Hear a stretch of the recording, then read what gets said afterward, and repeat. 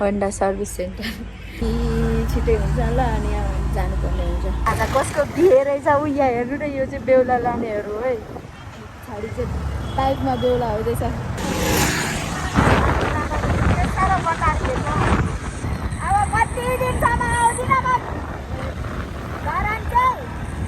Hello good morning from Honda service centre. हिजो मेरो लगाएको थियो, हिजो लिएको कि ल्याउन चाहिँ, तर हिजो भएन। अनि आज चाहिँ बिहान ट्याक्कै 9 बजी नै लिएर आएर बसिरहेको छु। मेरो पेपरहरू पनि यहीँ रहेछ। अब चाहिँ पेपर चाहिँ यहाँ छ। अब चाहिँ छिटै हुन्छ होला अनि यहाँ जानुपर्ने हुन्छ विराटनगर। आज जसरी भए पनि विराटनगर पुग्नुपर्ने छ। हेलो, मेरो चाहिँ अब सर्भिसिङ सकिन लाग्यो, अब वास बाँकी छ। अनि अहिले चाहिँ म यहाँ एकछिन सोरुममा जान लागेको। हेलो, फाइनली अब चाहिँ विराटनगर हुँदै 2 हप्तापछि ट्याक्कै आज 2 हप्ता भयो। अस्ति सोमबार नै निक्लेको, आज सोमबार ट्याक्कै भयो। अब चाहिँ बिग्रिँदैन, त्यस्तै होस्। आज कसको बिहे रहेछ उ यहाँ हेर्नु न, यो चाहिँ बेहुला लानेहरू है। पछाडि चाहिँ बाइकमा बेहुला हुँदैछ।